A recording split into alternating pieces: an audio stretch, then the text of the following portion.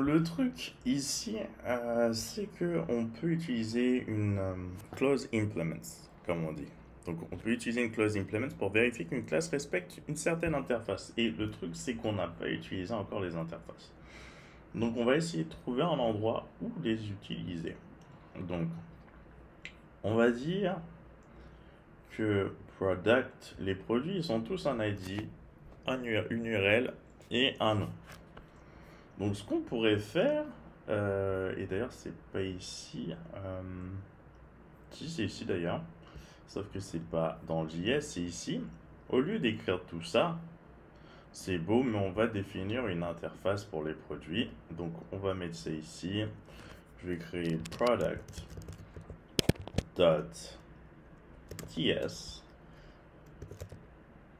D'ailleurs, j'aurais peut-être même pu mettre product model. Mais c'est pas grave. Si, c'est grave. Products. Donc, quoi que j'ai appelé ça product container à chaque fois, donc non. On va le laisser, on va créer notre export interface. Notre première interface ensemble. Ça va être cool. Et là, on va mettre effectivement ce qu'on attend finalement qu'un produit est. On va dire qu'il a besoin d'avoir un ID de type number, il n'y aura pas le choix. On a besoin plus que d'un ID et d'ailleurs interface, j'ai oublié de l'appeler product. On aura besoin effectivement d'une URL de type chaîne de caractères. C'est pas facultatif. D'un nom de type chaîne de caractères, il n'est pas facultatif non plus.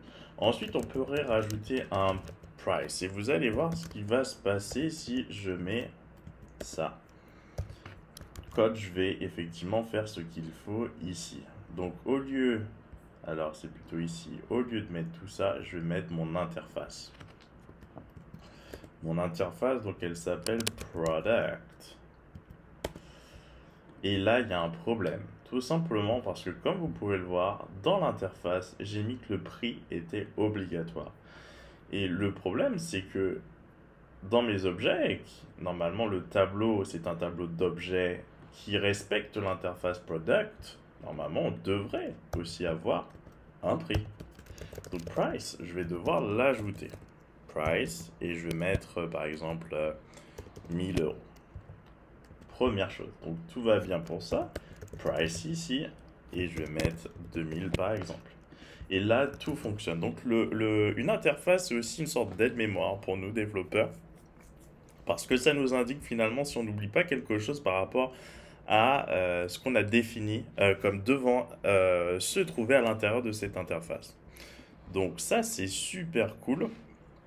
Donc maintenant, on définit ça. Là, au lieu de mettre ça, on n'est pas obligé. On peut poursuivre. Parce que ça, c'était valable. Pourquoi c'est valable? Parce qu'en réalité, il s'attend à avoir URL, name et ID. Mais on lui dit pas qu'il faut pas qu'il s'attende à avoir price. Donc ça, c'est vrai. Par inférence, ce sera valable. Ce sera valable. Le truc, c'est que si on ajoute price, ce sera encore mieux. Hop. Donc, ensuite, le problème, c'est que je dis tout ça, mais je n'utilise pas le prix, en l'occurrence. Mais j'utilise pas l'ID non plus. Donc, c'est pas si dramatique que ça. On va rajouter donc une autre section à ce qu'on a. Class product code. Et là, c'est description container. On va. Ah non, pas description encore. On va juste button container. Button container. Et on va finir ça et on va mettre un bouton. Un petit bouton tout simplement. Button en savoir plus. On veut le détail de nos articles. Donc on vient créer évidemment ce bouton lorsqu'on clique. Ce serait bien qu'il nous informe de petites choses intéressantes. Donc on va mettre une information. On va mettre meta ID up et on va lui transmettre le product.id. Donc le prix on l'utilise pas, c'est tragique mais il sert à rien pour l'instant. On aurait pu le mettre en quelque part pour que ce soit un peu visible. On va le mettre en span. Hop, le price, prod price, hop.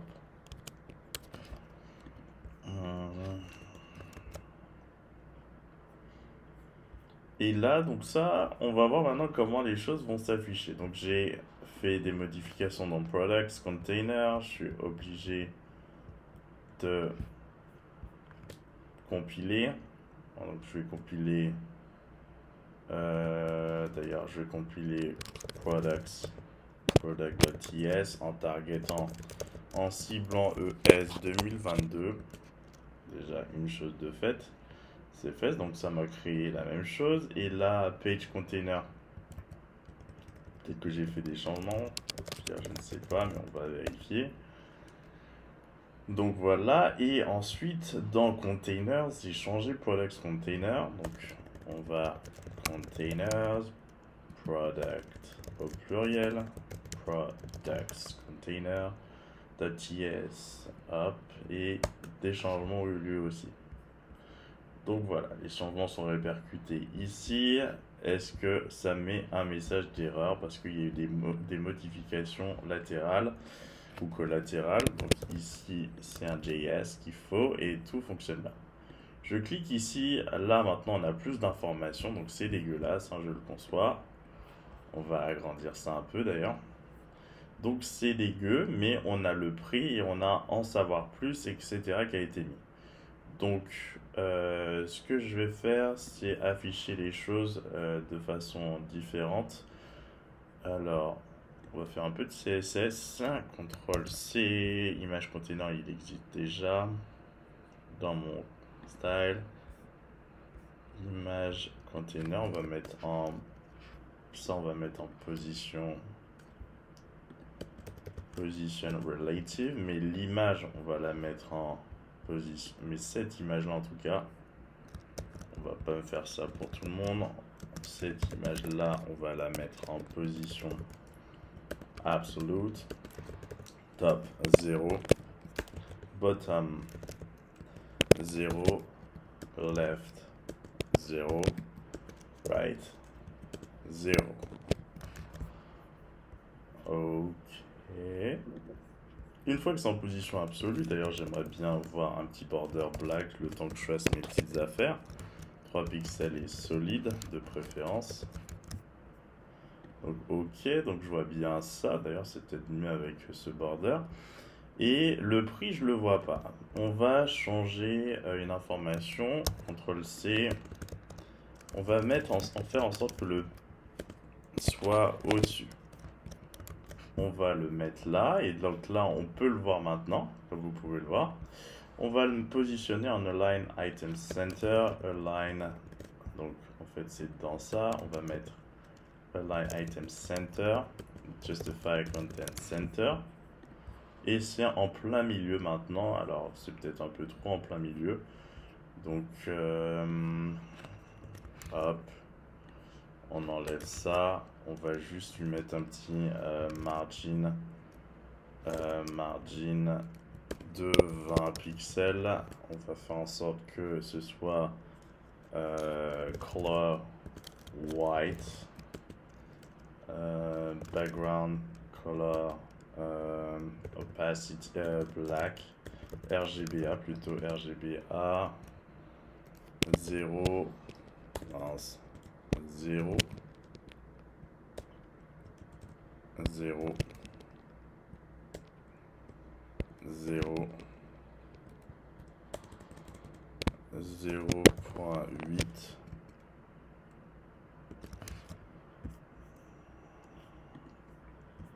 Alors, oulala, c'est pas ce que je voulais ça. C'est un peu dégueu. Donc, on va changer. Donc là, j'aime bien, mais cette bande est horrible. Donc, ce qu'on va faire...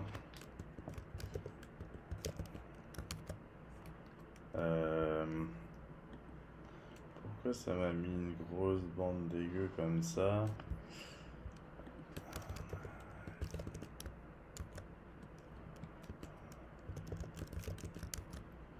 Donc voilà, mais en fait le Justify Content Center, ah ok.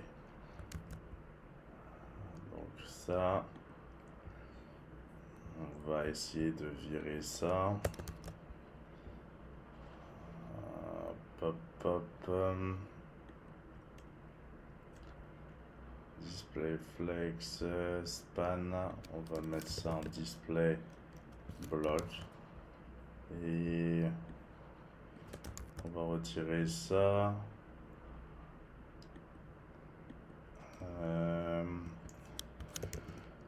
On va mettre une width de 100%.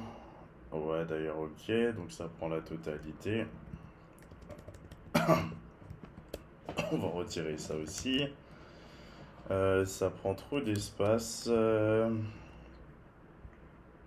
pas ce que je souhaite.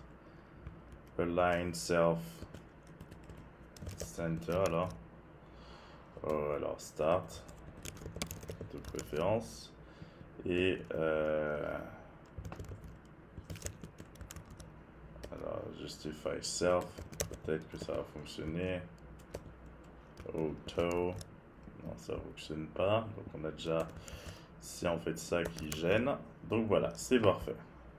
Tout ça pour ça. Alors ensuite on va mettre un petit padding de 10 pixels. Alors je pensais que j'avais mis un margin, mais margin fonctionne, si il fonctionne. Il faut que je rajoute un petit message quand même. Donc on est dans products et là on va mettre un petit URL. Hop, voilà. Et le bouton, franchement, il est pas beau du tout ici. Je pense que je vais le mettre à l'intérieur.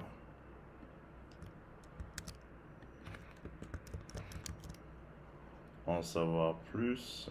Non. Je vais gérer ça autrement. Hop. Le bouton, on va le chercher. Donc Meta ID, mais le bouton, c'est pas grave, on va le prendre ici. Hop, CTRL C, CTRL V, button. Align self center. Donc il est bien. Mais par contre, center, mais en fait j'aurais préféré peut-être end. Voilà. L'alignement me convient pas.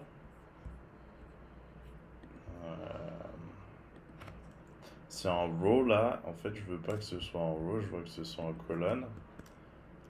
Flex direction column.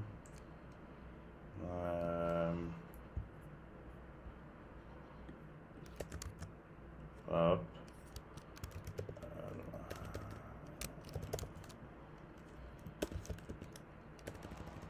And ça fonctionne pas. On va mettre juste.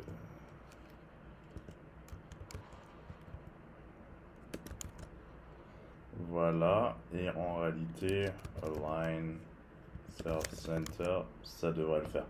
Donc voilà, c'est exactement comme je le souhaitais. Donc on a notre petit bouton savoir plus. Le truc c'est que, ok, on le voit plus avec l'opacity. Donc on va changer, on va mettre opacity 1. Et quand on ouvre dessus, alors, over.